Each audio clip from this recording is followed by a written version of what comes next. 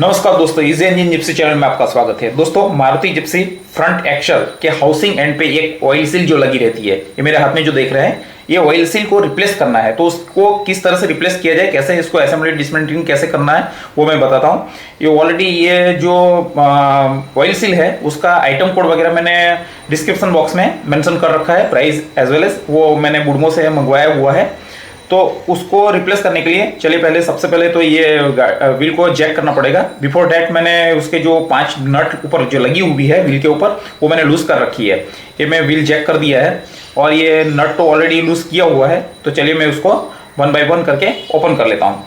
दोस्तों, ये क्या होता है कि ऑयल सील जो एंड पे, हाउसिंग के एंड पे जो लगी रहती है, उसमें कभी वो लीकेज हो जाता है। तो उसका लीकेज होने की वजह से किंग पिन से ड्रॉप वाइज ऑयल लीकेज आता है। तो उस चक्कर में फिर उसको रिप्लेस करना पड़ता है। तो वो ऑयल सील रिप्लेस करने के लिए क्या है कि वो हाउसिंग एक्सल पूरी बाहर निकालनी पड़ेगी। उसके बाद ही हम वहाँ पे वो ऑयल सील को वहाँ पे फिक्स कर सकते हैं। ये चलिए मैंने व्हील तो निकाल दिया है यहाँ से। अभी ये व्हील के बाद ये जो मैंने 4 व्हील हब यहाँ पे माउंटिंग कर रखा हुआ है, ये 4 व्हील हब को मुझे निकालना पड़ेगा। उसके ऊपर 10 नंबर की 6 बोल्ट लगी हुई है। तो ये 6 बोल्ट जो है वो मैं रिमूव कर लूंगा। तो ये हब जो है 4 व्हील हब, वो डिसमेंटल वहां से हो जाएगा। दोस्तों, इसमें क्या है कि मैंने इसमें सर्किट प्रोवाइड नहीं की, जैसे कि मैंने पिछले वीडियो में भी बताया हुआ है कि 4 व्हील हब मैंने लगाया है, लेकिन एक्सल के ऊपर जो सर्किट रहती है वो मैंने लगाई नहीं है। तो अगर सर्किट लगाई होती तो मुझे क्या करना पड़ता है कि आगे जो हब है, हब का ऊपर में एलन की बोल्ट्स लगे हुए हैं, वो बोल्ट्स मुझे निकालने पड़ते हैं और सर्किट रिमूव करने के बाद फिर ये हब जो है वो उसको मैं वहां से डिसमेंटल कर सकता। लेकिन यहाँ पे मैंने वो इक्विपमेंट किया नहीं है, सर्किट लगाया नहीं है। तो ये हब के ऊपर के जो 6 बोल्ट जो लगे हुए हैं 10 नंबर के, वो मैं निकाल देता हूँ। तो ये हब देखिए बाहर आ गया है। तो ये हब यहाँ से निकल गया है। ठीक है जी। अभी इसमें ये हब मैंने निकाल लिया है। ये हब के अंदर में मतलब डिसएंगेज, मतलब जो अगर एंगेज है तो उसको डिसएंगेज करना पड़ेगा, तो ही वो एक्सल से वहां से वो रिमूव हो सकता है। अब मैं ये जो ब्रेक कैलिपर जो लगा हुआ है, ब्रेक कैलिपर के पीछे में 19 नंबर की 2 बोल्ट लगी हुई है, वो दोनों बोल्ट मैं निकाल देता हूँ। रियर साइड से है तो मैं कैप्चर नहीं कर पाऊंगा, लेकिन ये दोनों बोल्ट जो लगी हुई है 19 नंबर की, वो कैलिपर के साथ है। तो कैलिपर के वो दोनों बोल्ट अगर मैं निकाल देता हूं तो डिस्क के साथ वो कैलिपर वाली पूरी असेंबली बाहर आ सकती है। ये आप देख सकते हैं कि वो पूरा मैंने दोनों बोल्ट निकाल दिया है। ये देखिए, एक आगे एक फ्रंट साइड पे रहता है, वैसे ही उसके अपोजिट एक एंड में नट रहती है, बोल्ट रहती है। वो दोनों बोल्ट मैंने वहां से रिमूव कर दिया है। ये कैलिपर का दोनों बोल्ट जो कैलिपर को फिक्स करने के लिए ही रहते हैं, वो 2 बोल्ट अगर मैं रिमूव कर देता हूँ, देखिए मेरे हाथ में है, ये मैंने 2 बोल्ट रिमूव कर दिया है। ये दोनों बोल्ट रिमूव करने के बाद जो डिस्क और कैलिपर, वो टोटल होल असेंबली जो है, वो ये जो 5 स्टड जो जिसके ऊपर व्हील फिक्स होता है, वहीं से उसको सब बस ऐसा हल्के से उसको उठा के निकाल ही लेना है। धीमे से उठा के उसको रख देना है साइड पे। उसको डिस्क को जो है कैलिपर से बाहर नहीं करना है। ठीक है जी, उसकी कोई ज़रूरत नहीं है। तो इसको साइड पे रेस्ट कर दीजिए, इस साइड पे रेस्ट कर देना है। उसके बाद आप देख सकते हैं कि ये अभी सेंटर वाला हब है। ये हब के ऊपर में 2 सेंटर नट लगी हुई है, हेक्सागोनल नट लगी हुई है। इसके ऊपर एक लॉक वॉशर भी है। लॉक वॉशर की जो फिन्स रहती है, वो फिन्स एक आउटर और इनवर्ड ऐसे उसको मोड़ी हुई रहती है। तो उसको मैं सीधा कर लिया है। स्क्रू ड्राइवर और चीजल की हेल्प से आप कर सकते हो, उसको लाइट हैमरिंग करके भी कर सकते हो। तो चेक नट जो है, वो चेक नट को भी हैमरिंग करके, चीजल और हैमर की वजह से हैमरिंग करके वो फिर उसको निकाल सकते हैं। तो ये चेक नट देखिए बाहर आ गई है। और अब इसमें एक वॉशर जो है, एक एक्सल के ऊपर में एक वॉशर रहती है, वॉशर मैं निकाल लेता हूँ। इसमें 2 चेक नट रहती है। ठीक है जी, जो मैंने ये वॉशर भी बाहर आ गई है। ठीक है। अब ये हब है, वो हब को मैं पुल करूंगा। कहाँ तो मुझे मतलब हाइड्रोलिक पुलर या मैकेनिकल पुलर या हाथ से या फिर हैमरिंग करके, लाइट हैमरिंग करके या पुल करके ये हब मुझे मैं अगर खींचूंगा तो पूरा असेंबली हब की जो है वो बाहर आ जाएगी। ठीक है जी। अब ये हब के अंदर में तो बेरिंग वगैरह रिप्लेस कुछ करना नहीं है मुझे, और ऑलरेडी बेरिंग रिप्लेसमेंट करके ये हब की असेंबली कैसे लगानी है वो वाला वीडियो भी चैनल के ऊपर अपलोडेड है। ठीक है जी। अब यहाँ पे ये 4 बोल्ट दिख रहे हैं, देखिए मैंने एक स्पैनर लगाया हुआ है, रिंग स्पैनर, जहाँ पे वो वहाँ पे 4 बोल्ट लगी हुई है। तो ये मैंने ओपन कर रखा हूँ, ठीक है जी। ये बोल्ट ऐसे 4 बोल्ट निकालने हैं। ये 4 बोल्ट निकल गए हैं। तो ये डिस्क ब्रेक का जो कवर रहता है वो कवर बाहर आ गया है। उसके बाद ये देखिए ये क्वारिक प्लेट है, ये प्लेट आ गई है। वो 4 बोल्ट खोलने के बाद ये एक्सल के ऊपर में जो रहती है एक ये स्लीव, वो निकल गई है। अब रही बात जो ये किंग पिन है, किंग पिन के ऊपर भी 4 बोल्ट 10 नंबर की लगी रहती है। एक टॉप में रहती है, बॉटम में रहती है। मैंने अभी टॉप वाली ऊपर की जो निकाली, वैसे बॉटम में भी रहती है। उसके ऊपर में 4 बोल्ट 10 नंबर के रहते हैं, वो रिमूव करना है। और उसके बाद किंग पिन निकाल लेनी है, ठीक है। और हाउसिंग के बैक साइड में भी देखोगी तो एक ऑयल सील रहती है, बड़ी वाली ऑयल सील। वो ऑयल सील और ये देखिए डस्ट वाइपर है मेरे हाथ में, और ये कैलिपर्स है। वो कैलिपर्स, वो डस्ट वाइपर वहाँ से निकालने होते हैं। वहाँ पे भी 10 नंबर के बोल्ट लगे रहते हैं, स्पेशल पर्पस बोल्ट होते हैं कॉलर वाले, तो वो भी निकाल लेना है। उसके बाद ये जो मैं आपको दिखाता हूँ, ये देखिए ये आ गया है बाहर, ठीक है। हाउसिंग बाहर आ गया है। अब एक्सल दिख रही है, ठीक है। अब एक्सल को जस्ट पुल करना है, सिंपल सा ही उसको खींचना है। तो एक्सल वहाँ जो बीवेल है, बीवेल में से डिफरेंशियल का जो बीवेल है उसमें से वो एक एंड फंसा रहता है, वो एंड वहाँ से निकल आता है। और ये ऑयल सील मेरे उंगली में जो दिख रही है वो ऑयल सील, ये ऑयल सील मुझे रिप्लेस करनी है। उसके लिए इतना डिसमेंटल किया गया है।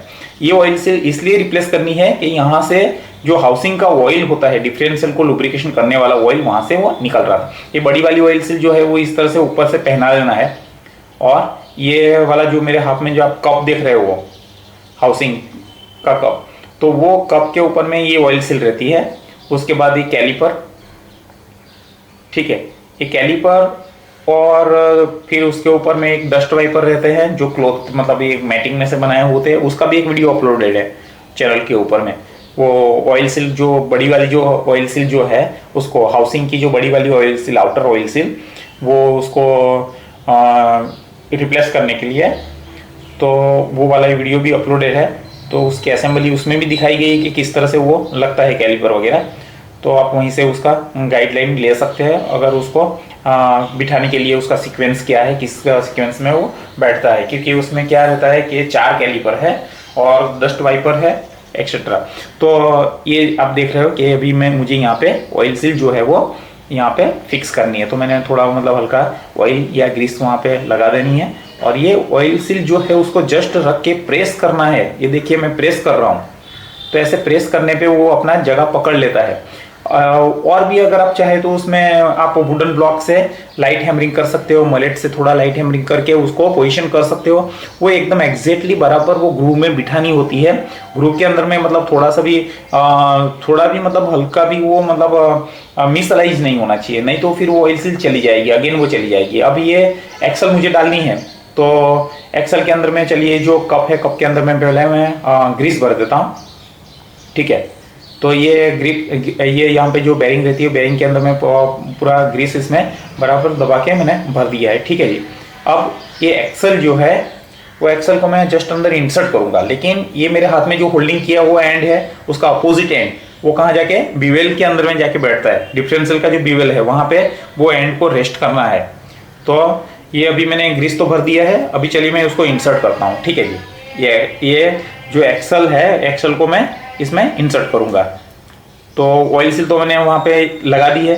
अब ये एक्सल जो है मैं इंसर्ट कर रहा हूँ, ठीक है जी। अब ये एक्सल ये यहाँ पे मैं आया, अभी उसके आगे वो उसको बीवेल के अंदर में इंसर्ट कर देना है, ठीक है। तो ये एक्सल लग गया।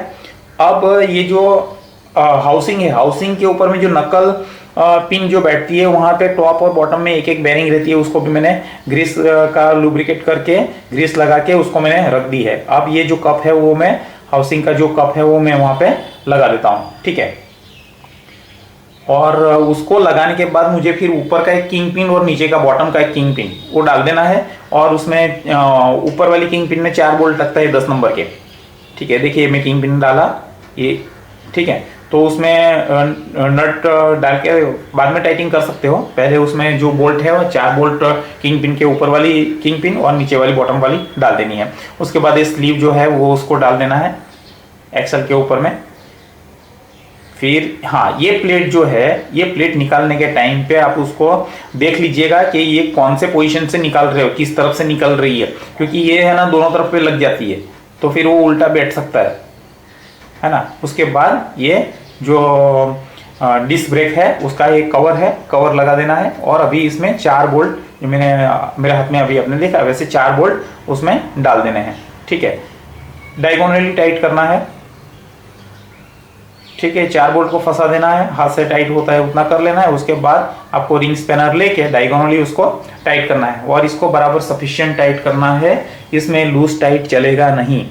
तो ये जो है मैंने देखिए उसको पूरा कस दिया है कंप्लीटली। ये इस तरह से आप डायगोनली इसको टाइट करोगे तो मतलब प्रॉपर फिटिंग आने के लिए मैं बोल रहा हूँ कि डायगोनली फिट करना है उसको, मतलब क्लॉकवाइज एंटी क्लॉकवाइज ऐसा नहीं है, डायगोनली टाइट करते जाओ तो वो अपना बराबर फिटिंग हो जाएगा। ये देखिए मैंने सफिशिएंट टाइटिंग कर दिया है, उसके ऊपर जितना मतलब मुझे फोर्स लगाना था उतना फोर्स लगा के मैंने उसको टाइट कर दिया है। अब ये मेरे पास जो हब है, ठीक है, ये हब को मुझे यहाँ पे इसमें इंसर्ट कर देना है। तो ये रखना है एक्सल के ऊपर और थोड़ा उसको दबाते जाऊंगा, प्रेस करते जाऊंगा तो वो अपना पोजीशन ले लेता है। ये देखिए अभी मैंने इसको यहाँ पे इंसर्ट कर दिया है। ये वॉशर जो है वो आपको 3 रुपीज़ में मिल जाएगा। ठीक है जी, तो ये यहाँ पे इसको इंसर्ट कर देनी है पहले। उसके बाद ये चेक नट, तो पहले जो हेक्सागोनल नट जो है वो ऐसे ही लग जाएगी। ठीक है, दोनों नट सेम रहती है, उसको आप मतलब कोई भी नट वहाँ पे लगा सकते हो, कोई दिक्कत नहीं है। और ये नट को यहाँ पे मतलब सफिशिएंट टाइटिंग करना है, ओवर टाइटिंग भी नहीं करना है उसको, मतलब आप चेक कर सकते हो घुमा के। और अगर हल्का सा टाइट करना चाहिए तो चीज़ल और उससे आप इसको टाइट करना है। तो इस तरह से ये थोड़ा हल्का सा मार दिया जाए तो उसके ऊपर मतलब वो जो हब है वो जाम भी नहीं चलना चाहिए, एक्चुअली एकदम फ्री रहना चाहिए और इसमें प्ले भी नहीं रहना चाहिए। तो क्या है कि दोनों टेपर रोलर बेरिंग जो अपोजिट एंड से बैठती है, ठीक है, और बीच में कोई डिस्टेंस पीस है नहीं, तो जितना हम प्रेशराइज करेंगे उतना वो टेपर जो रोलर बेरिंग है वो उतना कम होते जाएगा। तो प्ले वगैरह जो भी है वो हम यहाँ से मतलब मेंटेन कर सकते हैं। और चेक नट जो है उसको सफिशिएंट टाइटिंग करनी है, ओवर टाइटिंग करके उसको एकदम जाम नहीं कर देना है।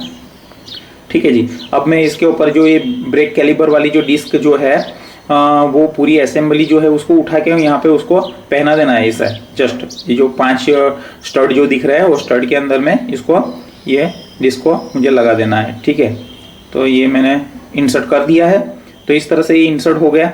अब कैलिपर के बैक साइड में मैंने 19 नंबर की जो 2 बोल्ट निकाली हुई है, ये रहे मेरे हाथ में देख रहे हो, ये बोल्ट जो है वो मुझे यहाँ पे पीछे फिर से डाल देनी है ताकि वो कैलिपर अपना पोजीशन कर ले और ब्रेक जो है वो, एक्चुअली मैंने कैलिपर से तो डिस्क को तो बाहर निकाला ही नहीं है। अगर मैं निकाल लेता हूँ डिस्क को बाहर तो फिर वो क्या हो जाएगा कि कैलिपर का जाव जो है वो एकदम नज़दीक आ जाता है। तो फिर मुझे वो उसमें डिस्क अंदर में डालने के लिए, फिर जगह बनाने के लिए वो सब मतलब थोड़ा टाइम वेस्ट हो जाएगा और वो फिर से मतलब उसमें कैलिपर को अलग से निकालना और डिस्क को रिमूव करना, उसके बजाय जब उसका कुछ काम ही नहीं है तो उसको साइड पे मतलब उसको डिसमेंटल ना करते हुए पूरा असेंबली बाहर निकाल के रख दो और फिर जब हब लग जाएगा तो उसको उठा के फिर से डाल के पीछे से 19 नंबर के बोल्ट आप डाल के उसको रीराइटिंग कर सकते हो।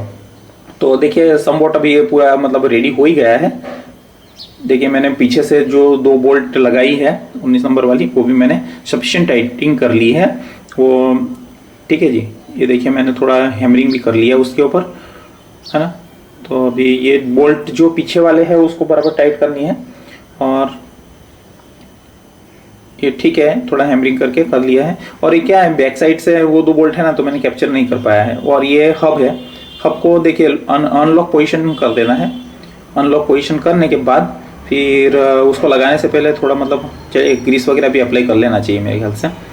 तो ये मैं लॉक अनलॉक पोजीशन देख लिया। ठीक है, अगर मार्किंग नहीं है तो आप ऐसे चेक कर सकते हो। ये ग्रीस थोड़ा अप्लाई कर दिया जाए सेंटर पे। ठीक है, यहाँ पे मैंने ये ग्रीस लगा दिया। अब इसमें ये ग्रीस लगाने के बाद, हाँ तो मैं ये क्या बोल रहा था कि जो ये सेंटर एक्सल जो आई ना, एक्सल के ऊपर में ये हब अगर लगाना है तो वहाँ पे एक सर्किल भी लगती है। तो उसके लिए हब का जो आगे वाला पोर्शन है ना, वो उसको एलन की बोल्ट जो लगे हुए वो रिमूव करके फिर वो सर्किट लगानी पड़ती है। लेकिन यहाँ पे मैंने वो सर्किट नहीं लगाई है, ऐसे ही डायरेक्ट इंसर्ट कर दिया है। तो actually safety features, safety point of view से आप देखोगे तो इसमें भी कुछ है नहीं। वो लॉन्जिट्यूडिनल मोमेंट जो एक्सल का रहता है वो प्रिवेंट करने के लिए यही होती है वो सर्किट, क्योंकि यहाँ पे तो ये 4 व्हील हब है। हाँ, सादा हब रहेगा तो उसमें फिर वो सर्किट लगानी ही पड़ेगी। सर्किट लगा के एक्सल के एंड के ऊपर सर्किट लगा के फिर उसके ऊपर कैप की जाती है। तो यहाँ पे मतलब ये क्या है कि यहाँ पे मैंने सर्किट लगाई नहीं है और डायरेक्ट हब इक्विप किया है। इससे कोई मैटर नहीं है, मैं यूज़ कर ही रहा हूँ तो कोई वैसा प्रॉब्लम तो है नहीं। सिर्फ लॉन्जिट्यूडिनल डायरेक्शन जो एक्सल की रहती है वही उसको प्रिवेंट करता है। वो वहीं से जगह तो कोई छोड़ना नहीं है, कहीं जाती नहीं है, क्योंकि आगे भी बीवेल पड़ा है, बीवेल के अंदर में वहाँ पे भी उतना ही है, वहाँ कोई स्लाइडिंग मोमेंट रहती नहीं है। तो मैंने यहाँ पे नहीं यूज़ किया है। और ये देखिए, मैंने ये हब के ऊपर में जो 6 बोल्ट रहते हैं 10 नंबर के, वो बोल्ट भी मैंने यहाँ पे कस दिए हैं। ठीक है, तो ये असेंबली रेडी हो गई है। ठीक है, तो यहाँ पे जितने भी स्पेस वगैरह यूज़ किए हैं मैंने, उसके आइटम कोड, प्राइस वो डिस्क्रिप्शन में मैंने लिखे हुए हैं और मैंने बुड़मो से मंगवाए हैं। तो ये यहाँ पे मतलब कभी मतलब डिसमेंटल करना है तो उसके रिक्वायर्ड जो स्पेयर्स है वो पहले अवेलेबल करने होते हैं, तो उसके बाद हम मतलब उसको डिसमेंटल कर सकते हैं।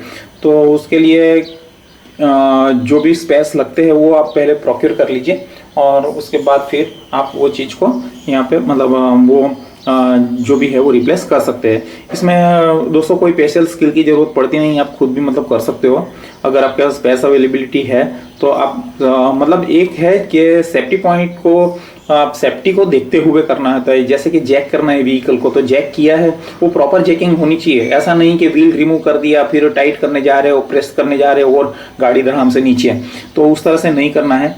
उसके जो प्रॉपर टूल्स आपके पास चाहिए, स्पैनर जो है उसको भी अच्छे से मतलब सेंटर में फोर्स लगे उस तरह से ऑपरेट करना चाहिए। तो ये सब चीज़ें हैं जो आप थोड़ा सेफ्टी को ध्यान में रखते हुए अगर करोगे तो फिर वो उसमें आपको कोई दिक्कत नहीं आएगी, ना चोट आने का कोई खतरा रहेगा, ना कोई एक्सीडेंट की संभावना रहेगी। तो दोस्तों आशा रखता हूँ कि ये वीडियो आपको हेल्पफुल रहेगा। आपका दिन शुभ रहे। धन्यवाद। जय हिंद।